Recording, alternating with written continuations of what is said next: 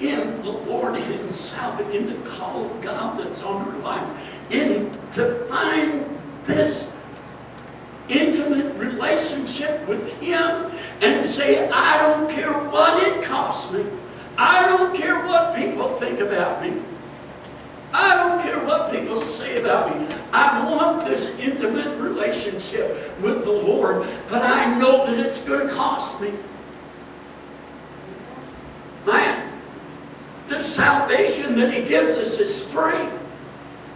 But the intimate relationship with him as our Savior is going to cost you everything you've got, and then some.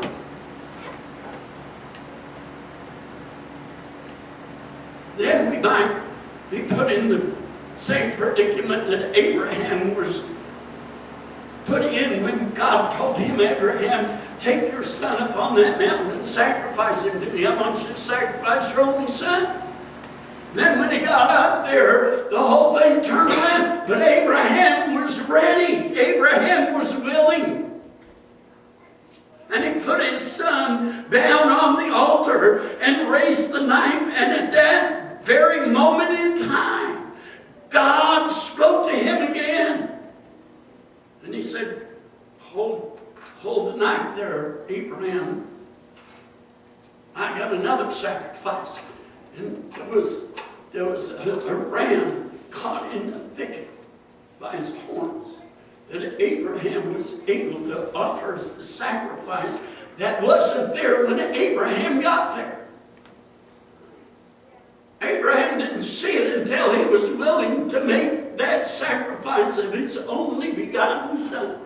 And then when he was willing to do it, God said, I just wanted to see if you were willing. I didn't want it. That's what God's going to say to you about your stuff. He's going to say, I don't want your house. What use have I got with your house? I just wanted to know that you were willing to sacrifice it. Now that I know you were, you can have it and keep it and be blessed in it. And be a testimony to the world around you. That goes for everything you got. Your money is the same way. What is God going to spend your money on? In fact, anything he wanted, he could just blink his eye and it'd be there. He doesn't need money to accomplish what he wants done. But we're bound by that. We have a more intimate relationship with our finances than we have with God. And when God says, okay, buddy, I want your finances, we say, okay, here it is. I'll empty it out. I'll give you everything I got. And then God says, I don't want it. I just want to know that you were willing to give it to me. If you were willing, that's what I want. And then we began having this intimate relationship with him that some look at and say, you're really weird, Pastor Jack. You're really weird. And we had to say, thank you, Jesus. That I'm not like all the rest. That I am different. That we are different in this relationship with Jesus Christ. Oh, so go and be broken. Go and let the Lord break you. Now, for just a few more minutes, I want to speak to all of the failures that are sitting in here tonight. And if your name starts with a letter between A and Z, you're a failure. Somewhere along the line, you have failed. I have failed. I am a failure. I've failed so many times, I don't know why God keeps dealing with me like he does. Because I just keep on failing. And I get up, and I get dusted off, and I get cleaned up, and I get washed again, and I get on my garments of righteousness, and start down the road, and lo and behold, I stub my toe and I fall down again. And I fail. Or I take the wrong turn. Or I let something lure me off over in that direction.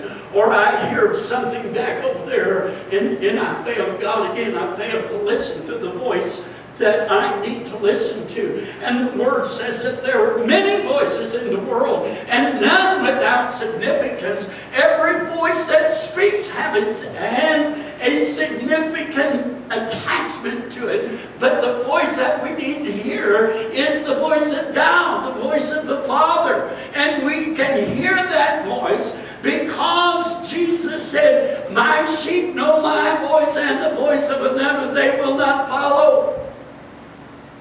But there are a lot of voices out there trying to, encourage you. This is the way. Go this way. Do that. Look at this. Get involved with that. And there are a lot of things that seem good on the outside, but they're not from the heart of God. So you need to be careful of the voices that you hear. But for us failures, we have all failed on this journey. Every Bible prophet, from Adam, the apostles, the pastors, the evangelists, the teachers, Paul, Peter, James, John, Matthew, Mark, Luke, John, when he sat on the Isle of Patmos and became known as John the Revelator, they all failed. We're in good company. Don't beat yourself up because you failed. You're in good company. Because we're all, look around you, we're all failures. Good company to be in. I wouldn't want to be somewhere where everybody was perfect and I was the only one that was, the only failure in a bunch of successful people. Makes me a little uneasy. I even get uneasy when I go to these meetings where there's all these successful preachers, and I'm sitting there thinking, God, I don't belong here because I'm a failure. All they want to do is strum and sing about how great the wonderful things that they've done, and all the souls that they're saving, and all the things that they're building, and all their mission projects. And I sat there thinking, God, let's see, when was the last time I led someone to the Lord? I'm in trouble. I have failed again. But we're in good company. The only one that never failed was Jesus Christ himself. And I can tell you why he never failed. He was a man. He had flesh, bone, thought, blood, desires, just like all the rest of us men have. But he never failed. He never once gave in to the temptations that were all around him. Let me tell you something.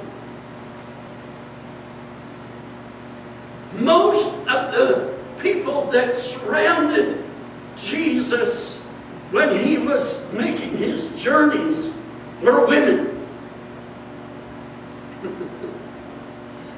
Well, come on. And he had every opportunity that he could have had any of those women that he wanted. He could have said, come on, honey, let's go over here behind the barn, behind the bushes for a little while. Could have had any one of them that he wanted. But he chose to do the Father's will. He chose to bring that carnal flesh, lust, and carnality under the authority of the Spirit of God, just like you and I have to do. Men and women included. I remember, I thought about this morning. Many years ago, it's when we were in Oregon, and we were pastoring a little church and having a lot of problems, just trying to obey the Lord. And we were met with a group of people that were very successful. And they were led by this woman that was very